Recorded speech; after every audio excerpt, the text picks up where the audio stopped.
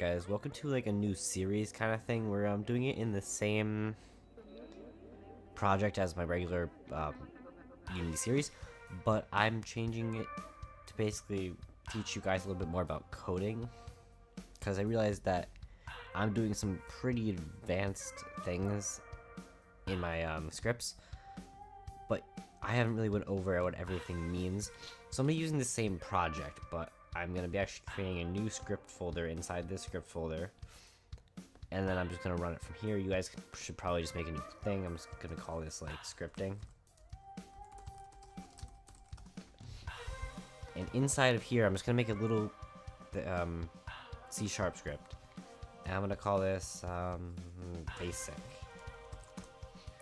Now I'm going to open this up in MountainDevelop, and this series is going to be about C#. And I know we've been using a lot of JavaScript in our regular series. I'm going to go over that too. I'm going to have two series going on. I'm going to make one for C# and one for JavaScript. I just want to go over the basics of both languages and just explain, not just even in Unity, but just kind of like the basics of the regular language. Because a lot of people don't learn actual scripting before they go into Unity. So I just want to explain the basics of what's going on in Unity. And especially for JavaScript, where it's a little bit different coding from regular JavaScript. It wants a little bit more for like variables and such. The way you define them is different.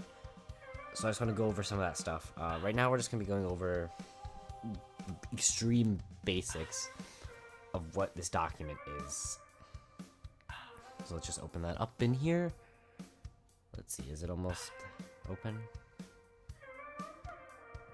Move it. No, it's loading still. Okay, here we go. So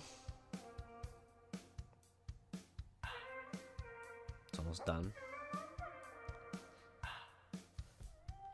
That is the wrong one. So as you see, we have our C# script right here. These are imports. Using is like an import. It's basically using a different class or library or something.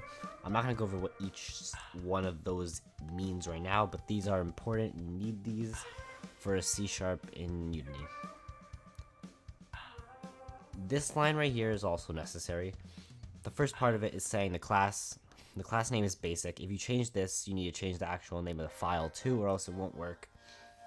And this colon and the mono behavior basically means that whatever script you make in Unity is going to use the mono behavior script as a reference. So you need that in there so any script can reference it. In JavaScript, it's going to automatically reference it, so you don't need to worry about that.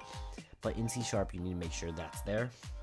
And then we have two main methods. We have our void start and our void update. These are just two methods that you can use that are made using Unity. The start method will load up stuff when you start your game, and update is going to constantly update it per frame. Every frame it's just going to keep updating it, so it can keep checking to make sure something's true or something's false. And then / is comments. So if you write anything / it's a comment, so you can make notes in here, comments, you know, you just make whatever you need to say. You can put these anywhere, you just can't put them in the middle of a line, because obviously then it's going to cancel out the rest of the line. But you can put it after a line, that'll work fine. And you can put above a line, below a line, it doesn't matter. I'm going to get rid of those, and I'm also going to get rid of, no, we'll leave that there for now. So in the start, we're going to make some sort of little script here. So I'm going to type game object, and in this case, we're going to write it with lowercase g. There's two ways to write it. They have two different meanings. Right now, we want the game object with a lowercase g, and then we're going to put dot set active, which is basically setting something active or unactive depending on what you put in these two parentheses here. I'm gonna put false, and then a semicolon at the end is going to end the line. I think that's all I need to go over for this. I think I'm gonna, let's save this now, and let's go over here. And it's going to have a little spinny circle in the corner. That's basically just checking your scripts to make sure everything's okay. And if it's not, you'll get an error down here and it'll tell you what's wrong so you can fix it. Now, what I think I'm gonna do is I'm just gonna put it on this guy right. No, I'll make a new thing. So we're gonna do file. Actually, there's a capsule. Where's this capsule? This is that capsule. Okay, so we're gonna put basic right on the capsule. Now, if we scroll down, we can see the basic is right here. So when we load up this game, let's turn off my sound. It should delete this capsule. I'm not sure if we can actually see it. I think we're in the capsule. No, we're not. That's the enemy. Okay, we're good. So now we load up, and as you can see, the capsule is gone. And if we just exit out and we go to this capsule right here, you can see it's unchecked. And now we can check it again and bring it back. We can uncheck it, it'll disappear. So this script is just unchecking it from the world when it loads, and then it'll come back as when you unload it. So in this case, I'm actually going to delete this script because I don't want it there.